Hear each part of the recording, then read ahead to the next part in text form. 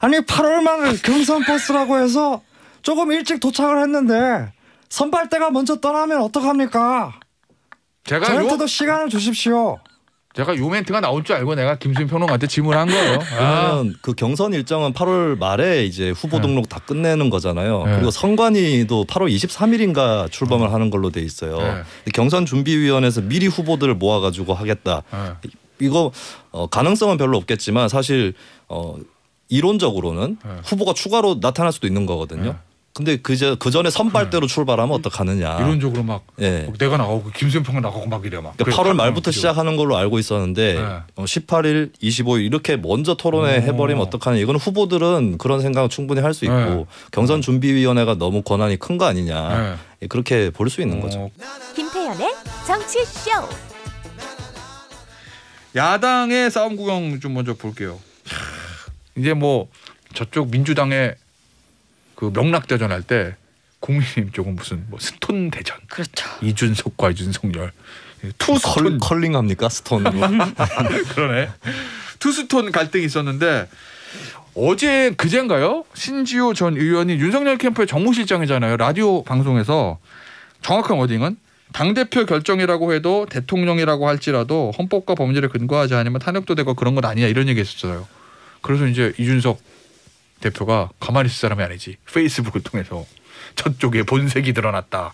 그러면서 이제 양쪽 간에 좀 공방이 있었고 현재 상황으로 보면 어떻게 되는 봉합이 좀 되는 거예요? 취재 지금 상황이? 네, 일단 어젯밤에 윤 전 총장 측에서 좀 진화에 나섰고 이 대표한테 직접 전화를 해서 상황을 설명하고 신지호 실장도 뭐 문책을 했다 이렇게 설명을 했다고 합니다. 근데 이것도 어제 하루 종일 누가 먼저 전화를 했다, 사과를 했다, 미안하다고 했다, 아니다, 맞다 계속 엇갈렸었거든요. 그래도 일단 지금은 진화 국면에 들어간 걸로 보입니다. 이준석 대표의 SNS 최종 메시지를 보니까 뭐 총장에 전화해서 뭐 문책했고 재발 방지 얘기했고 뭐 그러니까 총장의 그 얘기를 받아들이겠다 이런 거 있으니까 일단 봉합의 측면이라고 보시는 거구나. 근데 거기다가 또 그 얘기도 한번 나왔었잖아요. 얼마 전에 뭐 3월달에서도 유튜브 영상 공개돼가지고 3월 6일 버전인가 유튜브 보니까 이 대표가 안철수 서울시장 되고 윤석열 총장 대통령 되면 나는 지구를 떠날 거야 뭐 이렇게 얘기했다는 영상이 지금 공개돼가지고 뭐 이준석 대표의 본심 아니야 뭐 이런 얘기도 있던데 그건 어떻게 봐야 돼요?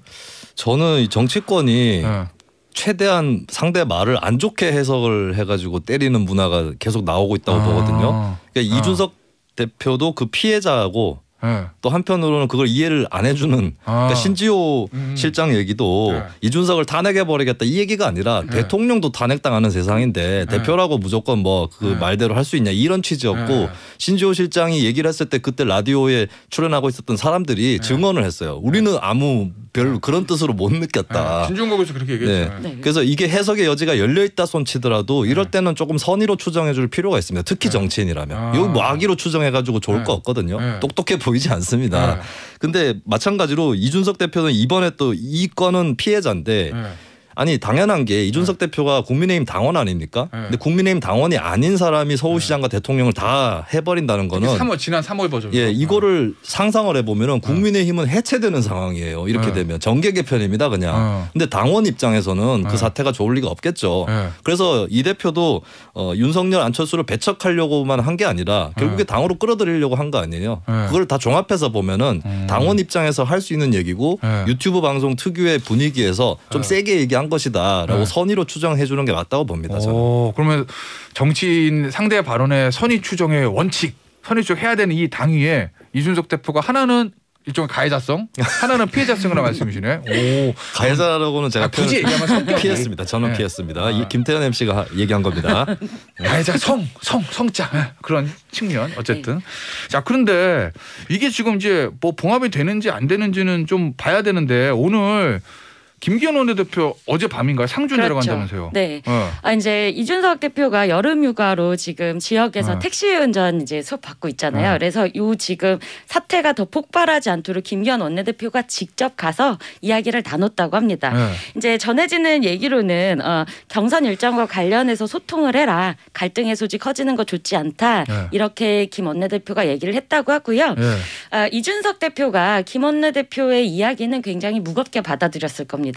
왜냐하면 이준석이라는 젊은 30대의 원내 경험이 없는 빵선의 30대 대표를 만들 수 있었던 이유 중에 하나가 김기현이 버티고 있기 때문이에요. 그러면 투톱이 뭐 이준석 대표가 조금 튀거나 좀 그동안 해보지 않은 걸 시도하더라도 김기현 원내대표가 옆에서 이 밸런스를 맞춰줄 수 있다. 이런 부분이 있었고 또 이제 지난번에 송영길 대표랑 이준석 맞아. 대표가 전국민 재난지원금 그때도 사실 김기현 원내대표가 수습을 굉장히 스무스하게 해줬죠. 그래서 이번에도 아마 그 말을 서로 이제 논의해서 잘 들었을 것으로 보입니다. 김기현 원내대표가 국민의힘 당내에서 원래 신망이나 이런 거 되게 두터운 사람이죠. 그렇죠. 그리고 이제 특히 원내대표 선거라는 게 의원들 때문에 그런 사람만 원내대표가 될 수 있습니다. 예. 성격 뭐나 그럼 원내대표 될 수가 없어. 맞아, 그렇구나. 예, 알겠습니다. 그럼 뭐 오늘 이제 김기현 원내대표 갔다 와서 이제 흐름 이제 이준석 대표의 페이스북에 어떤 글이 올라오나 보면은 알 수 있을 것 같은데, 근데 당장 다음 주 수요일 날 그거 있잖아요.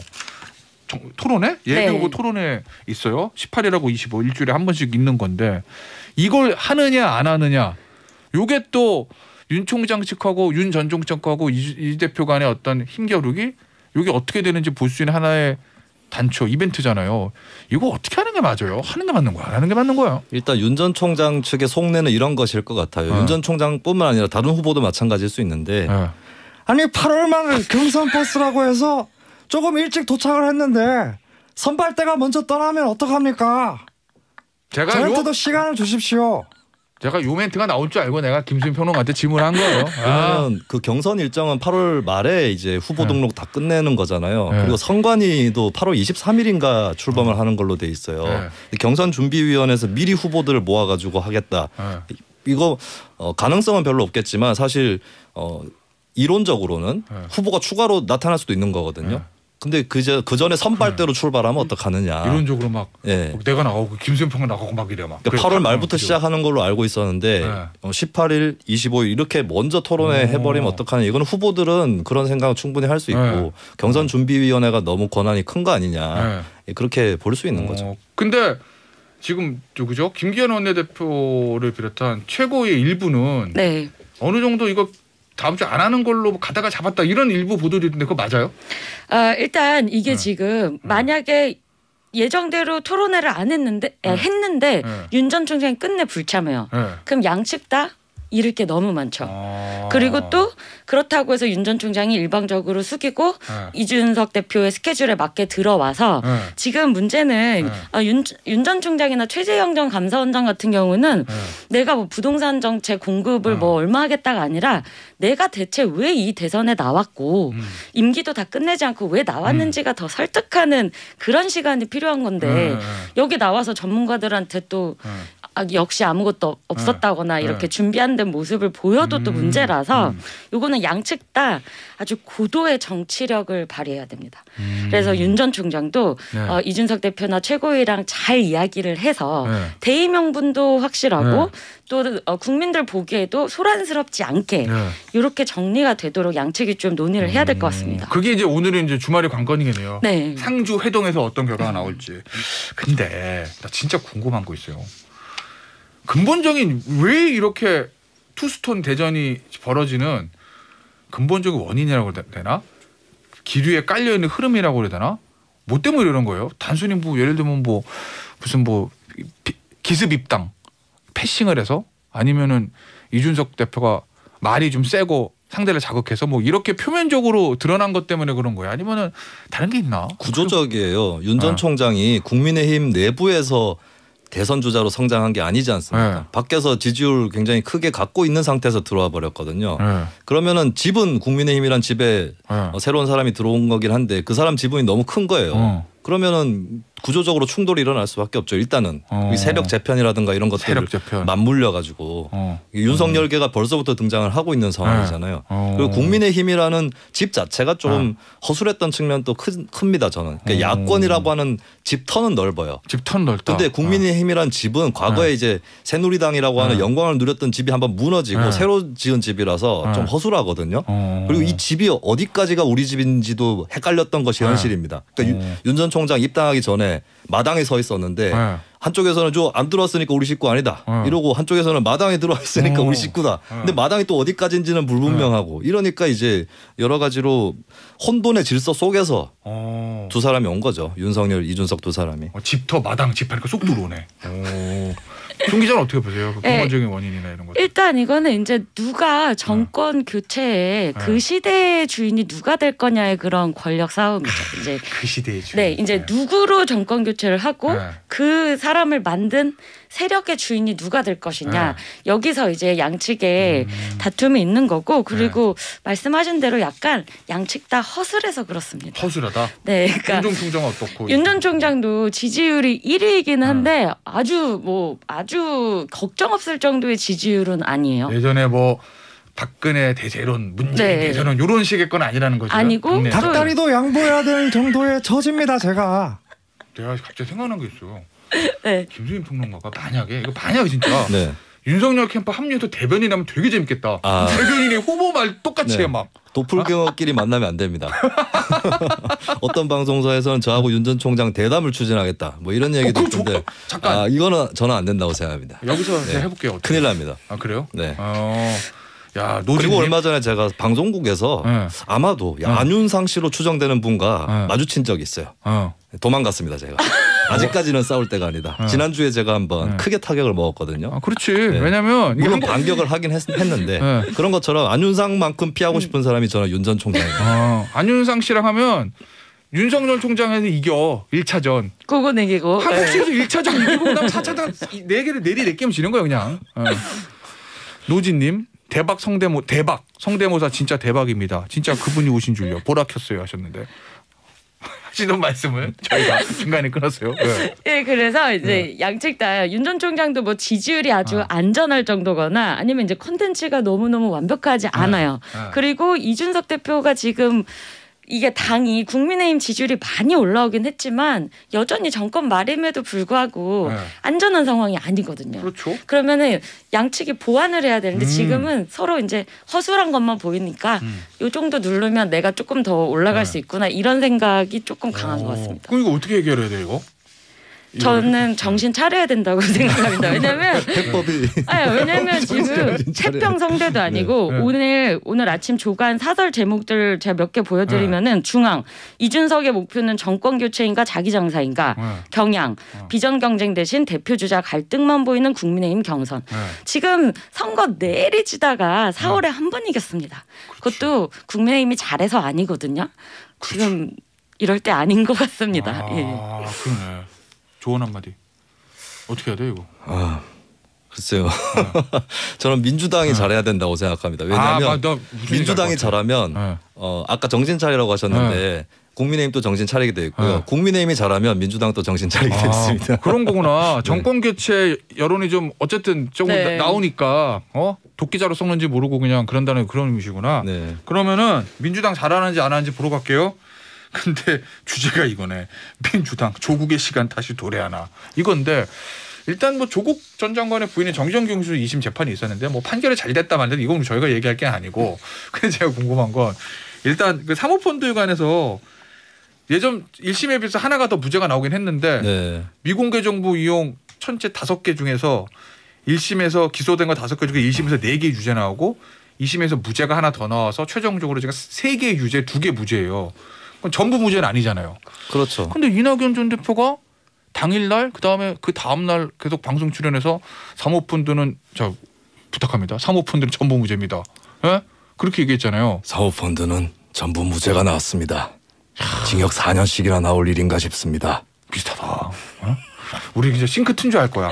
근데 본인도 이게 전부 무죄가 아니란 거 알 건데 이렇게 해서 그냥 전부 무죄다. 라고 확 밀어붙이는 데는 정치는 뭐가 깔려 있을까요? 노림수?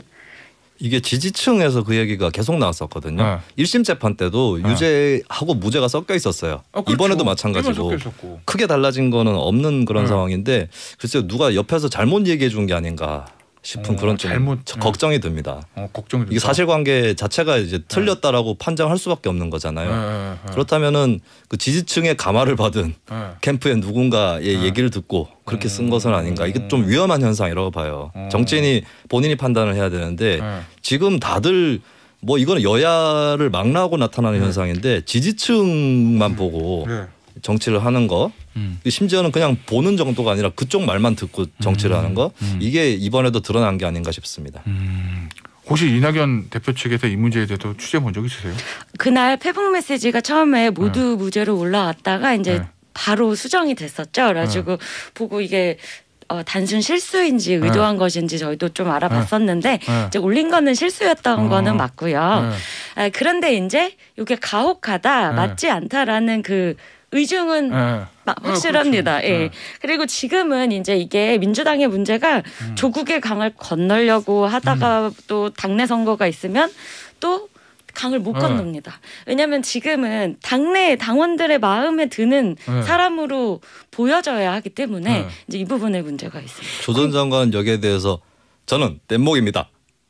조국의 강을 건너십시오. 라고 얘기를 했었죠. 새로운 거 시도하는 거예요? 저는 원래 조국 성대모사도 했었습니다. 저는 이게 제일 똑같은 것 같습니다. 내몰라라 하지 않겠습니다. 제가 사실은 2년 전에 윤석열 조국 성대모사를 다 같이 했었어요. 2년 전부터. 예, 두 가지 다 할 수 있습니다. 한번 해보시죠 지금. 네. 그러면 이제 유죄를 인정하십시오. 그것은 법정에서 얘기하겠습니다. 네. 비슷한데요? 김수민 평론가한테 오늘 저 커피 쿠폰을 김수민 평론가한테 쏴드려야 될 것 같아요. 네. 근데 이게 이제 지금 항소심 끝났는데 대법원 판결이 보면 6개월 4+1에서 6개월이니까 구속 사건이고 그러면은 내년 2월에 끝나잖아요. 그러면 2월이면은 대선 한 달 전이잖아요. 그렇죠. 그때 어떻게 나오냐에 따라서 이거 그러면 지금은 경선일 거였다 치고 본선 가서 올라가면 이거 민주당한테 별로 안 좋은 거 아닌가? 그렇죠. 지금 발목마다 조국의 강이 계속 이렇게 수면 위로 올라오는 겁니다. 이제 4월에 재보궐선거를 패배하고 나서 반성이 막 쏟아졌습니다. 그리고 뭐 포커스그룹 조사에서도 여러 가지 그 민주당이 왜 졌는지에 대해서 조국 사태가 굉장히 많이 거론이 됐거든요. 그리고 초선 5명도 그 반성의 메시지를 내놨고 송영길 대표도 반대를 무릅쓰고 이제 사과를 했는데 또 그 전에 바로 5월에 조 전 장관이 회고록 조국의 시간을 내면서 또 당의 입장이 너무 애매해진 거예요. 근데 분명히 송영길 대표가 뭐라고 했냐면 당시 이제 6월에 좋은 대학 나와서 좋은 지위 인맥으로 서로 인턴 시켜주고 품앗이 하는 것 옳지 않다. 이거 사과한다. 공정하지 않다는 게 민주당의 입장이라고 분명히 이야기를 했습니다. 그러면 모든 당내 구성원들이 이 정도 기조는 유지를 해줘야 되거든요. 근데 송영길 대표 사과가 불충분했던 게 품앗이라고 얘기할 수 있을 수준이 아니었다는 거거든요. 문서를 위조해가지고 대학 입시에 제출을 했던 것이고 그게 객관적이고 명백한 증거들이 너무 많이 나와 있어요. 모 호텔 같은 경우는 증명서 조 전 장관이 직접 위조한 것으로 나오는데 그 호텔 명의를 틀렸어요. 그거는 이제 호텔 측에서 발급한 거면 있을 수 없는 일이고 호텔 관계자들도 그런 인턴 자체는 창사 이후에 없었다. 이 증언만 하고 있거든요. 1분 남았는데 하나만 짧게 물어볼게요. 이게 대선 고민에서 두 분 다 좀 민주당에게 불리하다고 보시는 거잖아요. 이게 본선 가면 그렇죠. 이게 단순히 중도층 유권자를 사로잡지 못한 이런 거 외에 또 다른 이유가 있어요? 저는 만약에 윤 전 총장 쪽 가족 문제가 있잖아요. 민주당이 때리고 싶잖아요. 근데 본인들 문제를 인정하지 않고 때리면 사람들이 별로 감흥을 받지 않는다. 그리고 김건희 씨가 만약에 박사학위 논문이 취소된다면 조민 씨의 그 입시 비리하고 비교를 할 텐데 입시 비리 쪽이 더 불리합니다. 사실 박사학위 취소보다. 그래서 민주당이 상대방 뼈를 베기 위해서라도 자기 살을 내줘야 되는 이런 정치 전략을 취해야 되는데 취할 수 있을 거냐. 이게 관건이죠. 알겠습니다. 오늘 두 분 여기서 얘기 마무리하도록 할게요. 지금까지 김수민 시사평론가, 서울시민의 손지윤 기자셨습니다. 감사합니다. 고맙습니다. 감사합니다.